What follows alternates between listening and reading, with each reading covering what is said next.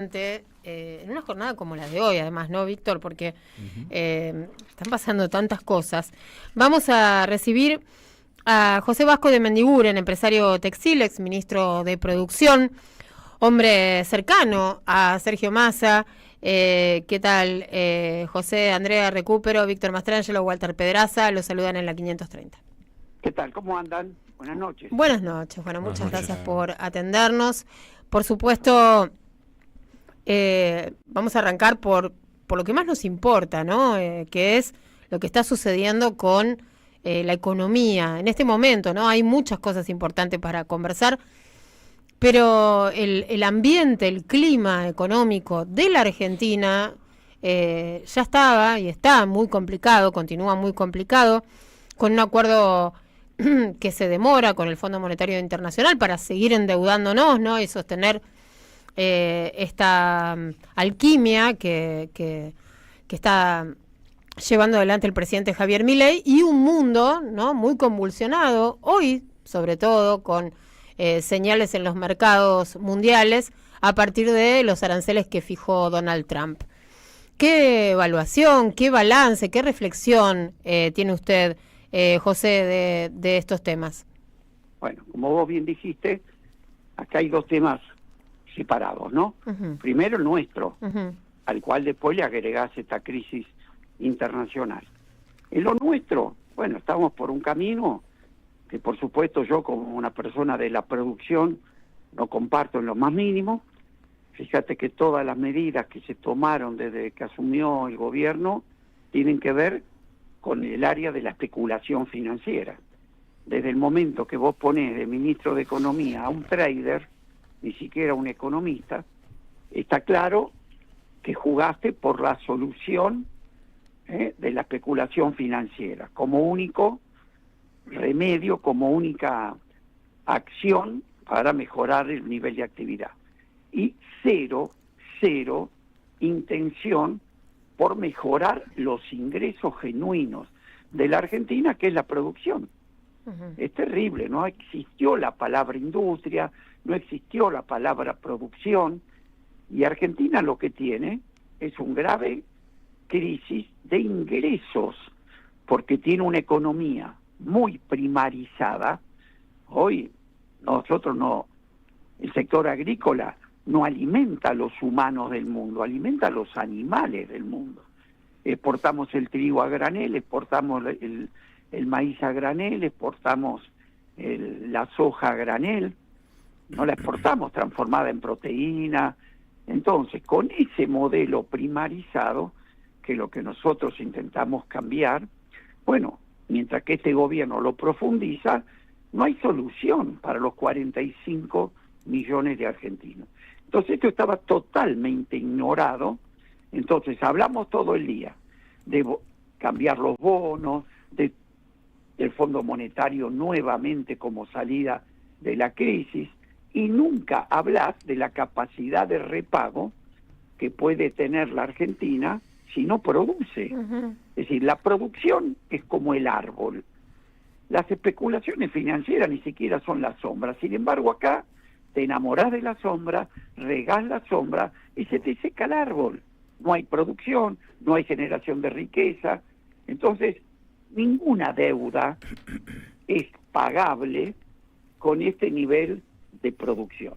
Bueno, a esto, ¿qué sucede? Ahora se le agrega una crisis internacional que justo el profesor, el héroe de nuestro presidente, le demuestra que está en las antípodas de lo que él plantea.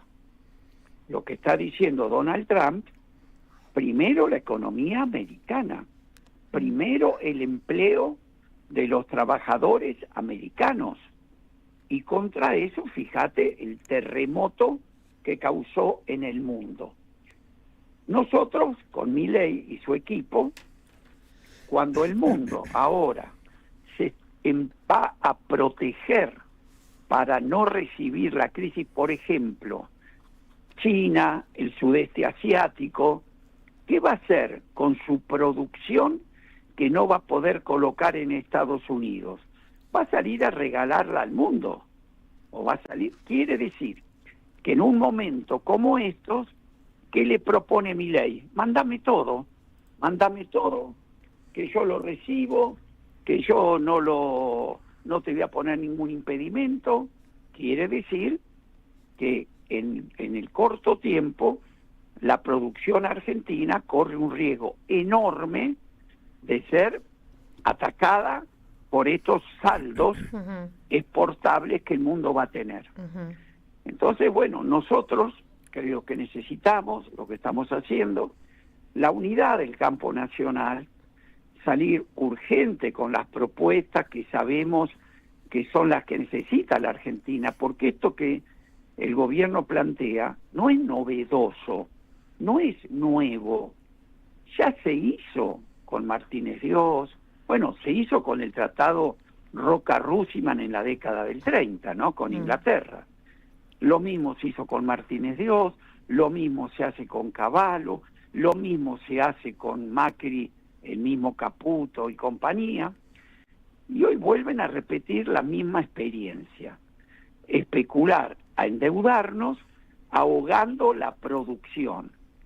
Entonces, todo lo que se primarizó la economía, exportando nada más que maíz, que trigo y soja, ahora lo quieren extender a la nueva pampa húmeda de Argentina, que es el litio, el cobre, el gas, el petróleo, un modelo absolutamente extractivo que no le va a dejar nada a la Argentina.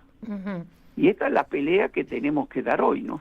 Claro, ahora en este marco, ¿no? Y teniendo en cuenta sus definiciones, ¿no? Que ninguna deuda es pagable con este nivel de producción, que China va a salir a regalar sus productos, que Milei les va a decir, bueno, traigan todo para acá. ¿Qué chances hay de que el presidente logre, tal es su objetivo, un acuerdo con el Fondo Monetario Internacional? Porque, bueno, en definitiva, usted nos está diciendo, Argentina, en estas condiciones no puede pagar. Bueno, a ver, tampoco pudo pagar en el 2018 cuando le prestó por un crédito absolutamente político a Macri 50.000 millones de dólares. Sí. Yo recuerdo que en ese momento tuvimos una reunión con Caldarelli, que era el representante del Fondo Monetario que vino a la Argentina, y con Aldo Piñanelli tuvimos una reunión y le mostramos groseramente, le dijimos, Caldarelli, no cobrás.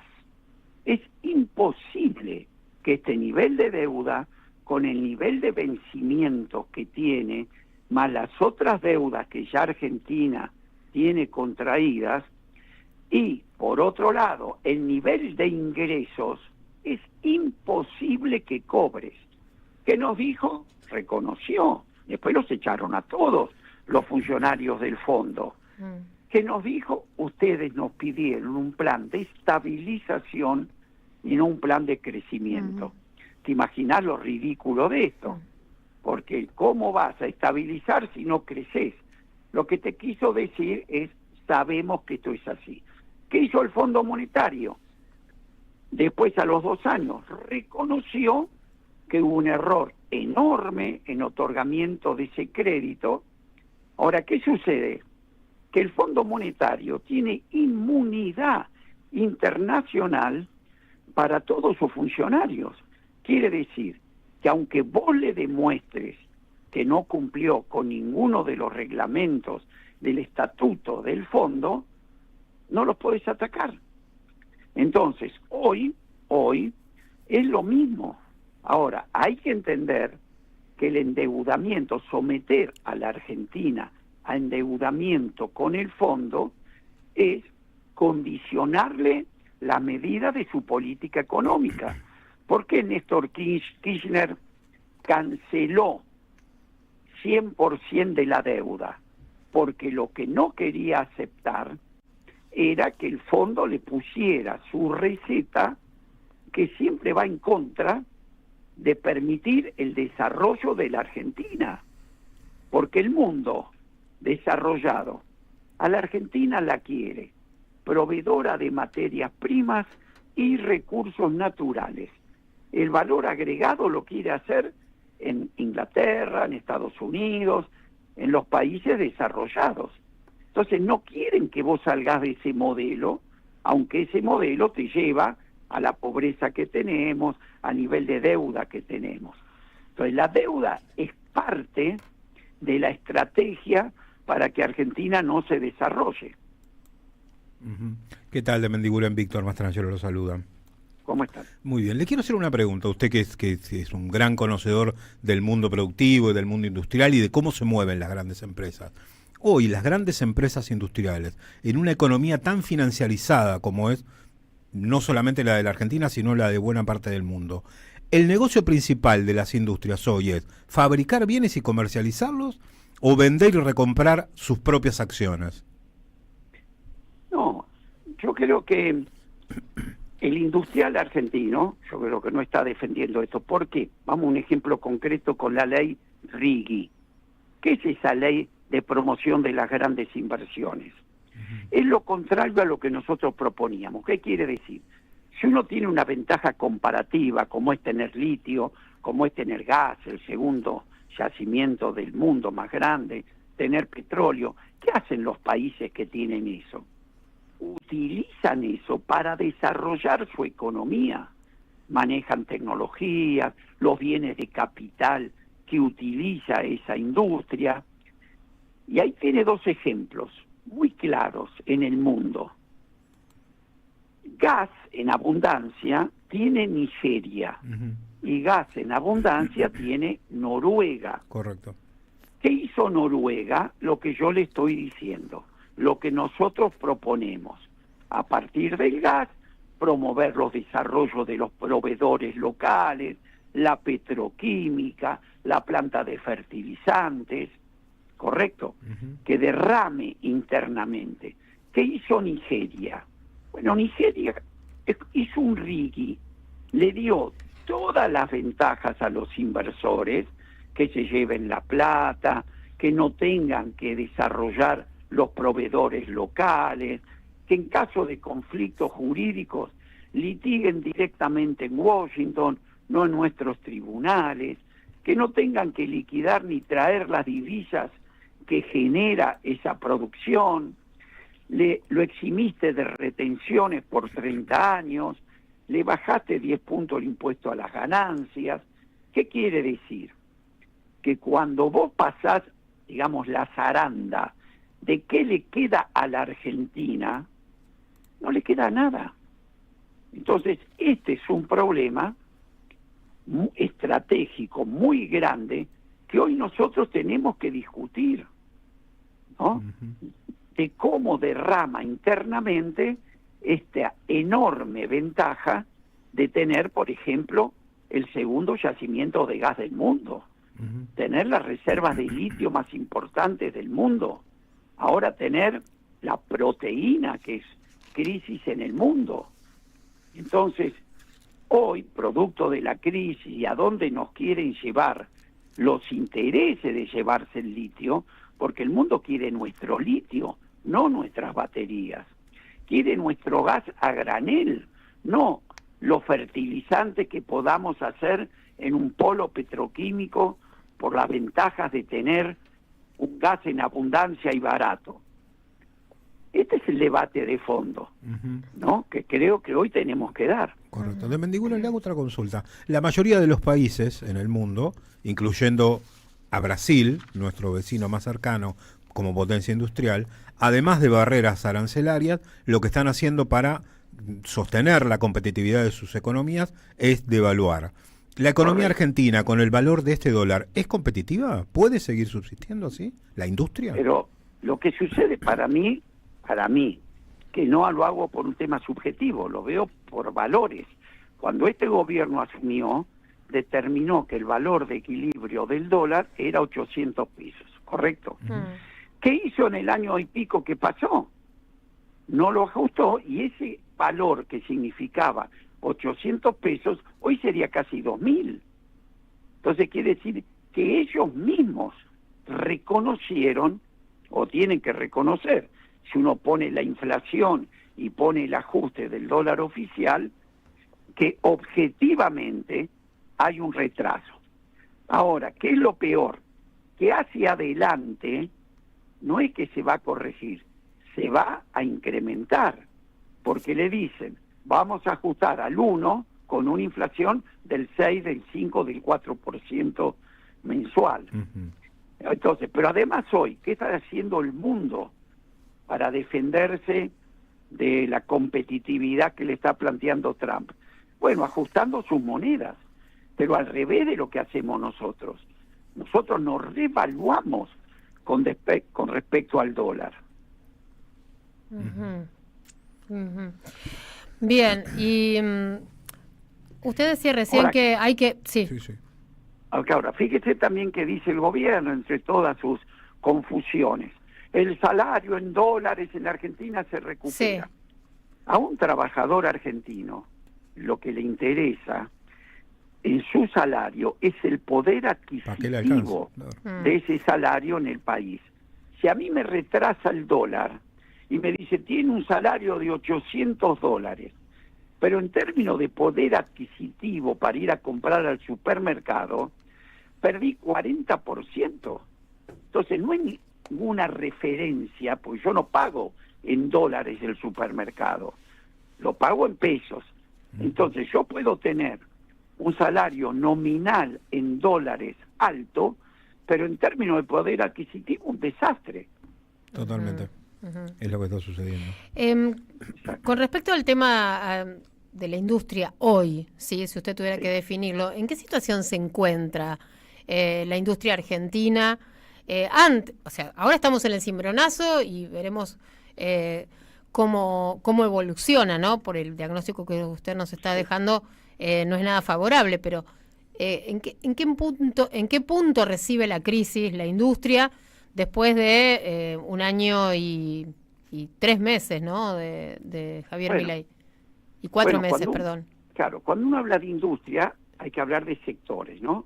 Hay sectores, por ejemplo, muy específicos, los que tienen alguna relación con la industria minera, con el petróleo, con el gas, que tienen un nivel de actividad razonable. Ahora, el resto, la industria textil, calzado, metalúrgica, no hay un índice que a usted le dé a favor, ¿no? Pero además, ¿qué sucede? La demanda es poca. Si además usted abre la importación con un dólar retrasado, lo único que logra es que la poca demanda que quede se la lleve la importación. Y además, si la importación fuera eficiente para bajar los precios, es una cosa que uno podría considerar. Pero ¿qué sucede? Un importador, cuando importa, no es que dice, me costó 2, la vendo en 2.20. No, a él le cuesta 2 y dice, ¿a cuánto lo puedo vender en el mercado local? Entonces se pone un 5% abajo de la producción local. ¿Y qué es lo que hace? El descuento no le llega a la gente y destruye una fábrica.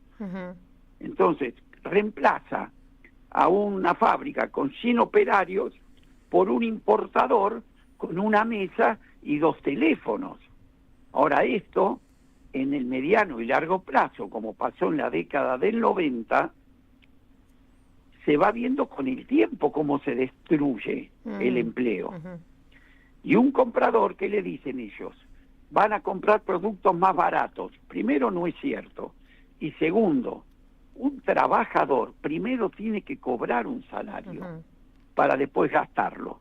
Si a usted le cierran la fábrica porque le importan naranjas de Europa, alimentos para perros de Inglaterra, fideos de Albania, tomates de Italia, ¿se imagina en dónde va a trabajar la gente? Porque si ya no podemos poner un choclo adentro de una lata, que lo tenemos que importar de Francia, la Argentina no va a fabricar un suéter, no se va a poner a fabricar máquinas.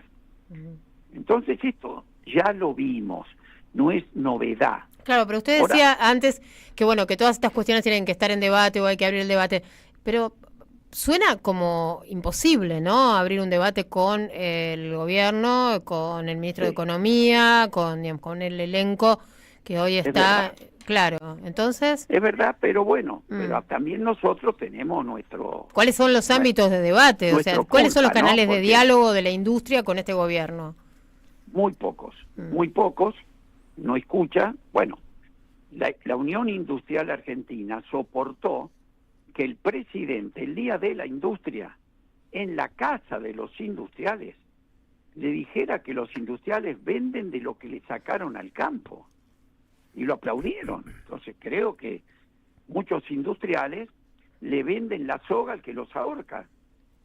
Y no es la primera vez, ¿no? Entonces... ¿Por qué lo hacen, Vasco? Hay muchos factores. Primero, ideológicos. Hay muchos que separan la experiencia industrial con la ideología. Compran neoliberalismo y se terminan fundiendo contentos porque ya está esta experiencia. Es terrible eso, se difunden contentos. Y la década del 90 la vivieron. Escucha, el gobierno anterior, en plena pandemia, salió al rescate más importante que yo recuerde como industrial para salvar 100.000 pymes. Le bajó los impuestos, le congeló las tarifas, hasta le pagó los sueldos. Y, fíjese, logró que 100.000 pymes vivieran. Por eso la Argentina en el 2021, año después de la pandemia, creciera al 10,5%. Y en el 2022 creciera al 5,5%. Si esas pymes no se las hubiera rescatado, que por supuesto fue con emisión, porque el gobierno de Macri había dejado un país defolteado en pesos y cero reservas. Bueno, se emitió, se la salvó y creció. No obstante, bueno, votaron a Milei. ¿Yo qué quiere que le diga? Entonces yo me pregunto, pues yo soy industrial y pyme, ¿qué hubiera hecho en una situación similar Milei? ¿Las hubiera rescatado o las hubiera fundido? Entonces es bueno pensar, porque que cometimos errores, no cabe duda, que tuvimos una seca en el año 2023 que nos devastó, porque fue un meteorito que nos cayó. Se nos cayeron el 25% de todos nuestros ingresos. Pero la decisión política fue bancar la producción. Por eso terminamos con un nivel de actividad que está 10 puntos por arriba del de ahora, con un nivel de inversión 8 puntos por arriba del de ahora, y un nivel de la capacidad instalada muy bueno. Y con una desocupación abajo del 6%.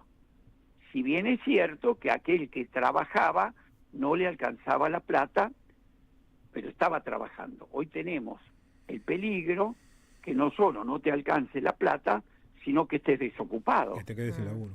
Tal cual, tal cual.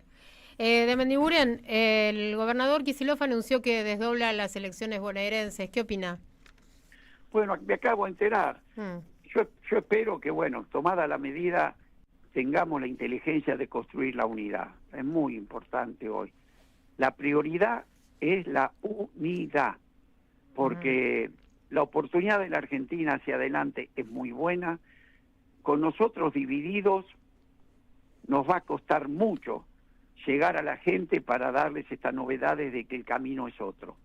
Así que esperemos, esto fue muy novedoso, fue hoy, que mañana estemos sentados construyendo la unidad. Bien. Le agradecemos mucho por el contacto. Bueno, a ustedes. Gracias, buenas tardes.